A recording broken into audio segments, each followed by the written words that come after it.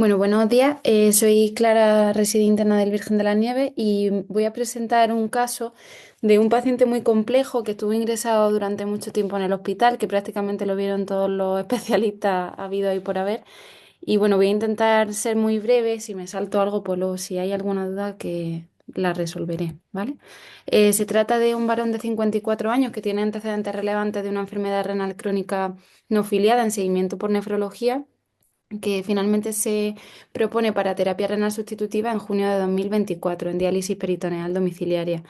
Luego es hipertenso y tiene una hemocromatosis con una afectación pancreática, con una diabetes tipo 3C en tratamiento con insulinoterapia.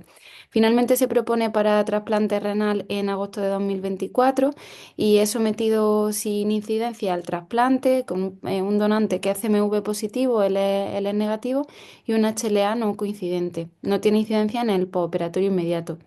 En el seguimiento, pues parece que todo va bien y a los 6 meses del seguimiento, pues se decide suspender la profilaxis con valganciclovir, que es el proceder habitual en el seguimiento de los pacientes trasplantados en órganos sólidos, pues entre 4 o 6 meses en el caso del riñón.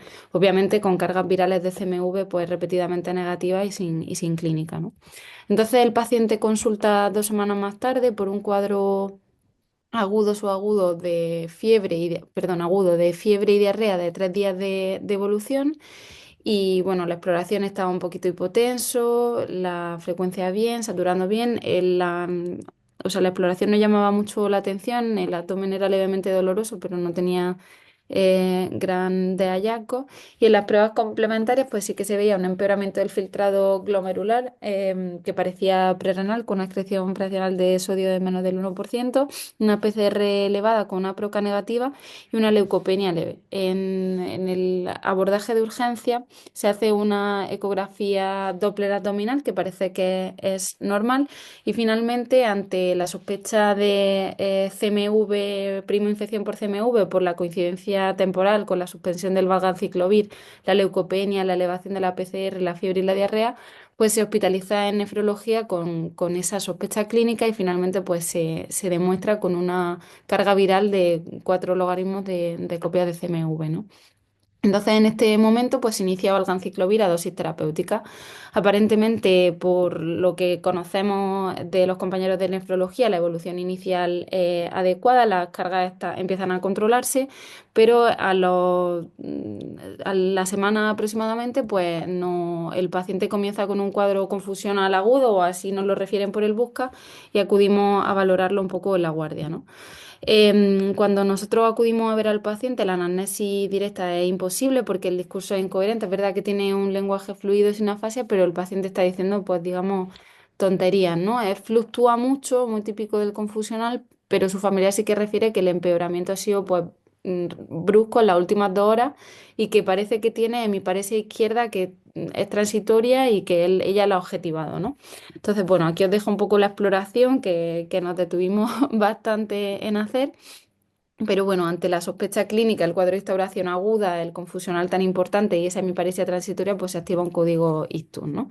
Se hace toda la serie de TAC que resulta normal y posteriormente a eso, dados los antecedentes, la sospecha clínica, o sea, el motivo del ingreso y demás, pues se realiza una punción lumbar que muestra una leve pleocitosis con una PCR de CMV, de virus herpes y demás técnicas microbiológicas negativas y finalmente por la inestabilidad neurológica y para una mejor monitorización se decide ingreso en cuidados intensivos para, sobre todo por la gran agitación que tenía el paciente y para permitir hacer un poco todas las pruebas complementarias.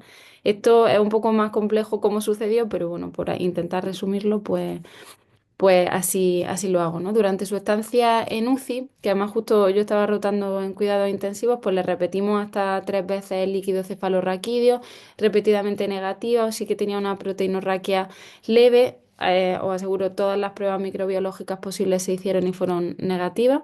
Incluso se mandó a un centro externo la proteína 1433 que fue negativa por pensar en una cefalopatía priónica todos los cultivos negativos y analíticamente pues sí que destacaba por una bioquímica que tenía una PCR muy elevada, siempre con proca negativa, unas velocidades altísimas de más de 100 Se solicitó un panel de autoinmunidad después de, bueno, de plantear todo el tema infeccioso y únicamente se vieron unos patrón 1,320 homogéneo AC1, el resto de especificidad negativo.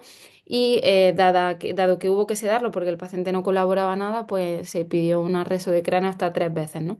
En la reso inicial, pues se vieron lesiones isquémicas multiterritoriales parcheadas y ante la sospecha de algo embolígeno, pues se hizo ecocardio, ETE, un estudio de Holter para descartar fibrilación auricular, se hizo despistaje de neoplasia oculta, etcétera. Y un poco después de las primeras evoluciones, las primeras semanas de ingreso, ¿no? Se llegó pues un poco a este juicio clínico que os pongo aquí, ¿no? Que era pues, un cuadro clínico de curso subagudo, ¿no? De desorientación con alteraciones fundamentalmente conductuales, incluso alucinaciones visuales, episodios de déficit neurológico autolimitados con focalidad, a considerar pues, la meningoencefalitis infecciosa, aunque se había descartado razonablemente, o inflamatoria, ¿no? Inmunomediada por esa proteinorraquia, por el antecedente de trasplante, la prima infección de CMV. Y aquí ya se empieza a hablar de la sospecha por la afectación isquémica multiterritorial parcheada, de vasculitis del sistema nervioso central, de etiología infecciosa o parainfecciosa por la clínica, otra enfermedad sistémica con afectación del sistema nervioso central, iatrogenia, por supuesto, y bueno, ya mencionan que se ha descartado razonablemente, pues tanto PRES como el estatus epiléptico no convulsivo, etcétera. Todo ello, pues un poco en el contexto de una primoinfección por CMV en un paciente trasplantado renal, ¿no? Esta es una de las resonancias que os dejo, que como veis observan en secuencias FLAIR y T2 una hiperintensidad multiterritorial que no sigue ningún vaso en concreto y que habla un poco de esas lesiones que mencionaba, ¿no? Entonces, en este momento el diagnóstico diferencial, pues un poco ya lo hemos mencionado, pero a nivel infeccioso quizá era lo que más preocupaba, lo que más nos asustaba y de hecho, pues deciros que obviamente se puso antibioterapia ante la sospecha durante bastante tiempo, ¿no? También la endocarditis infecciosa, las neoplasias, la vasculitis del sistema nervioso central y la encefalitis inmunomediada estaba ahí y luego pues otros misceláneas de la que ya he mencionado algo, ¿no? Entonces, bueno, ante la sospecha clínica, la ausencia de respuesta con antibioterapia y que el paciente pues seguía con esos episodios y con un estado confusional muy importante, finalmente en sesión multidisciplinar pues se decide comenzar tratamiento con bolos de metilprednisolona, tras lo que se observa una mejoría que la verdad que fue bastante espectacular. Decir que durante todo el momento se mantiene el tratamiento para el CMV, se hace incluso una transición al Etermovir con dosis alta y repetidamente la carga viral es negativa, ¿no? Tras plantear esta situación y con esta mejoría parcial, pues se decide con un equipo multidisciplinar con neurocirujanos, neurólogos, internistas, intensivistas, ¿no? Realizar una biopsia ciega cerebral y meninge que bueno, que sabemos que la afectación parcheada pues nos puede complicar, pero bueno, riesgo-beneficio se plantea con la familia y se decide realizar, que resulta negativa, ¿no? Y ya empezando a bajar los corticoides, pues corresponde con un deterioro clínico bastante importante, con reaparición de ese síndrome confusional de tan difícil control, ¿no? En ese momento, pues vuelven a aparecer lesiones en T2 y en el SPEG en difusión que eran de localizaciones diferentes, ¿no? Siempre que pasaba esto, que se intentaban descender los corticoides, pues volvían a aparecer lesiones todo el rato con la carga de CMV negativa, ¿no? Entonces, en resumen, ¿no? Pues teníamos un paciente con una resonancia con lesiones isquémicas multiterritoriales que ya informaba incluso el radiólogo en momentos posteriores que eran compatibles con una vasculitis del sistema nervioso central, porque también conocía bastante el caso, con un líquido cefalorraquídeo repetidamente aséptico con elevación de proteínas, con un electroencefalograma anodino, ¿no? Y una biopsia que había sido normal, ¿no? Sí que seguíamos teniendo pues esa analítica con mucha elevación de la velocidad, con PCR muy altas y que había mejorado cualitativamente con metilprednisolona, ¿no? Que había sido muy significativo, ¿no?